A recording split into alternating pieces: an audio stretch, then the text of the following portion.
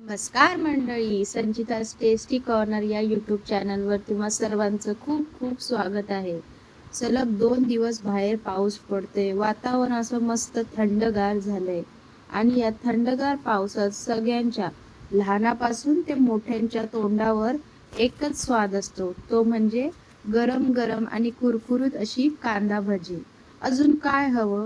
चला तर मग आपण आपल्या रेसिपीला सुरुवात करूया.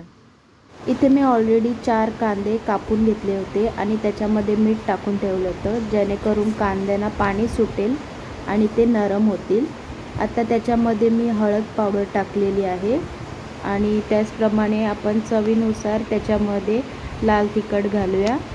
तुम्ही तुमच्या आवडीनुसार तुम्हाला किती तिखट हवं आहे त्यानुसार तुम्ही लाल तिखट घालू शकता.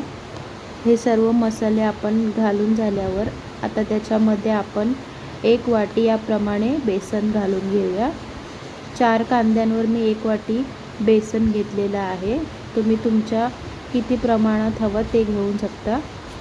ते आपण सर्व मिश्रण एकजीव करूया. जास्त पाणी घालायचं नाही, थोडं थोडं या प्रमाणात आपण कांद्यामध्ये पाणी घालायचं आहे, कारण की मीठ टाकल्यामुळे ऑलरेडी कांद्यांना पाणी सुटतं. चला तर मग आपण सर्व मिश्रण इथे एकजीव करून घेऊया. आपलं मिश्रण एकजीव झालेलं आहे. आता आपण गॅसवर कढई ठेवले आहे आणि तापण्यासाठी आपण त्याच्यामध्ये आता इथे तेल ओतून घेऊया.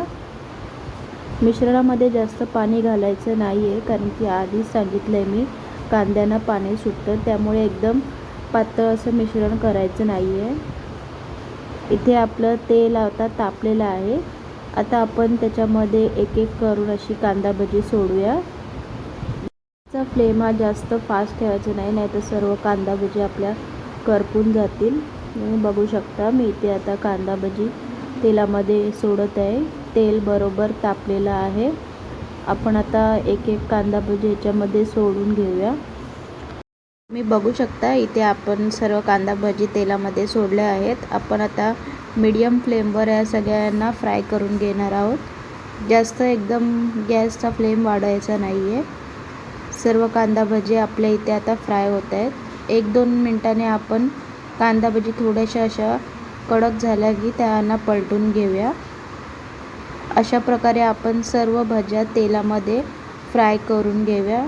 तुम्ही सुद्धा नक्की बनवा. तर मग कांदा भजी फ्राय झाली. आता आपण त्याच्यासोबत तिखट अशा मिरच्यासुद्धा फ्राय करून घेणार आहोत. फ्रेंड्स, आजपासून आपण 10 दिवसाच्या मॉन्सून रेसिपीची सुरुवात केली आहे. ही आज आपली पहिली रेसिपी होती. उद्या आपण दुसऱ्या रेसिपीकडे वळूया. तुम्हाला जर माझ्या रेसिपी आवडत असेल तर प्लीज नक्की चॅनलला सबस्क्राईब करा आणि बेल आयकन दाबायला विसरू नका. तुमच्या अशा या भरभरून दिलेल्या प्रेमामुळे आपला चॅनल नक्कीच एक दिवस पुढे जाईल. धन्यवाद.